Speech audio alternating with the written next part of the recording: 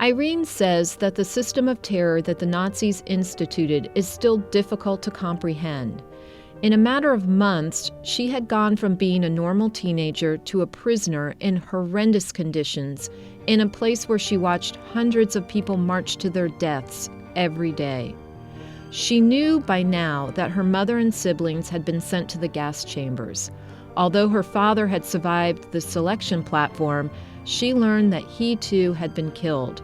Her parents, her siblings, her home, her friends, everything she knew as normal was gone.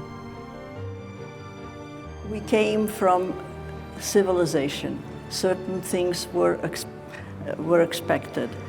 Certain things were normal. And suddenly, to be taken into a place where nothing was familiar and hostility was enormous, we were looked upon as subhumans. They were the superior Aryan race. Races like the Slavic peoples, the Russians, the Poles, they would be designated as slave laborers to help the super race. And then there was the subhumans who had to be eliminated. The Nazi soldiers guarding us looked at us as subhumans. You could not look them in the eye.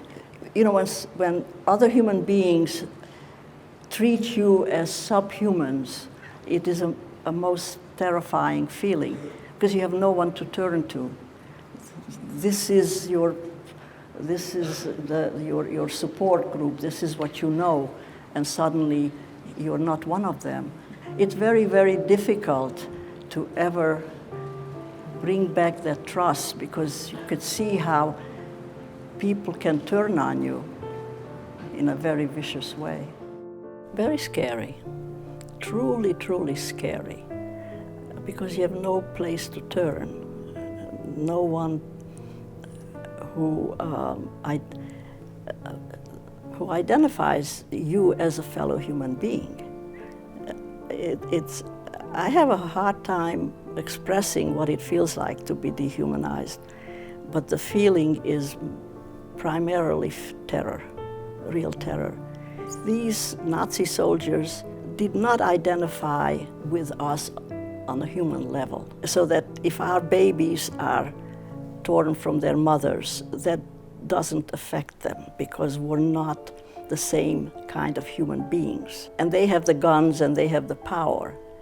So it's just sheer terror, where another human being doesn't have any kind of empathy for you. All around her, Irene witnessed the humiliation and degradation of her fellow Jews. She had her sister Serena to turn to, but both of them were teenagers when they were in Auschwitz, and most of their family was gone. Auschwitz was a massive complex that held thousands of prisoners across several subsites. Author and Holocaust survivor Elie Wiesel and author and Holocaust victim Anne Frank were in the Auschwitz complex at the time Irene was there. But more importantly, and miraculously for Irene, 2 other people were there that had survived the selection process, her mother's sisters. And they were exceedingly wonderful people, especially one of them who had a way about her to make you feel safe, to remind you that you are precious to her, that she remind you that you are her sister's daughter and not a subhuman being. And I didn't feel so totally alone with her around. To me, she is one of the angels. She died not so long ago. She did survive the camps, but she was one of the human beings who in those circumstances maintained her humanity and helped for others to maintain theirs.